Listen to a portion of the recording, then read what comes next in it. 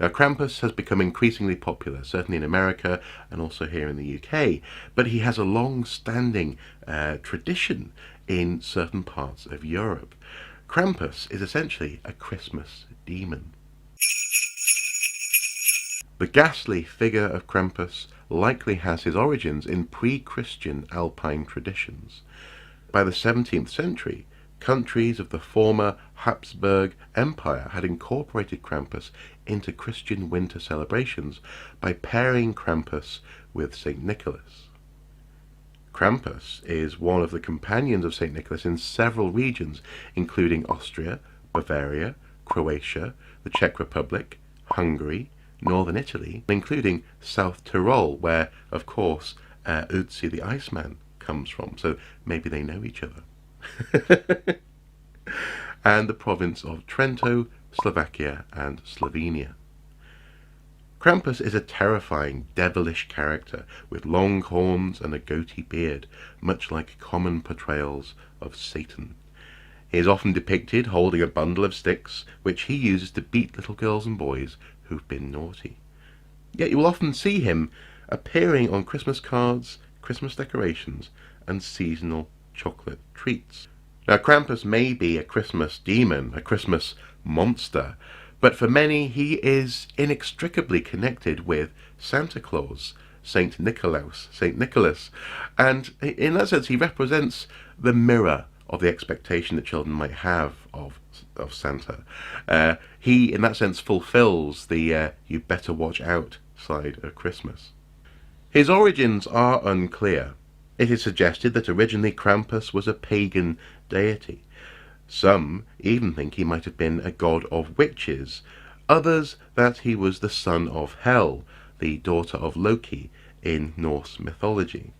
However, with the arrival of Christianity, Krampus has been intimately connected to Christmas, and just as Yuletide celebrations are a light in the darkness of midwinter, Santa and Krampus were somewhat grafted together in the minds of many children.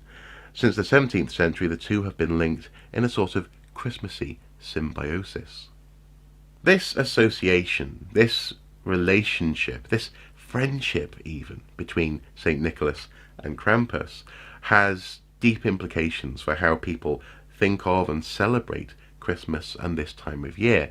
Indeed, it even impacts on St. Nicholas's Saint's Day. December the 5th is St. Nicholas's Saint's Day, but it is also Krampusnacht, when Krampus comes out to play. This is when the local Krampusgruppe don elaborate costumes, masks, cowbells and chains, and parade through town in a Krampuslauf, a Krampus run. A procession through town of Krampus and his scary retinue. Krampus and St. Nicholas might be seen together, walking almost hand in hand, and onlookers might find themselves jostled and beaten with sticks as Krampus passes by. On Krampusnacht, Krampus visits each and every house, leaving bundles of sticks for bad children, or indeed foregoing the middleman and simply beating naughty children in their beds. Some Austrian households even have Krampus decorations up throughout the year, maybe a bundle of sticks painted gold or some Krampus-related imagery to remind children to behave year-round. You may well be misbehaving in the summer, but come December, boy, are you going to know about it. I imagine it's quite effective, actually, this idea of Krampus is watching, because Santa has an element of that for many other children. This idea, if you misbehave, Santa will leave you a lump of coal, perhaps, in your stocking. That works in December, but Krampus year-round, well, yeah, I can imagine that being very effective when I was a child. Increasingly, Krampus is gaining popularity in other parts of the world as well. Indeed, recently the Krampus run came to Whitby, and well, if you believe the BBC news reports, everyone was very confused and a bit scared. I think they were over-egging the pudding there. But the tradition and the imagery is becoming increasingly popular and a bit of fun, a little pinch of Halloween thrown into the Christmas pudding mix, as it were, at this time of year. So, you'd better be good, boys and girls, because Santa and Krampus are coming to town.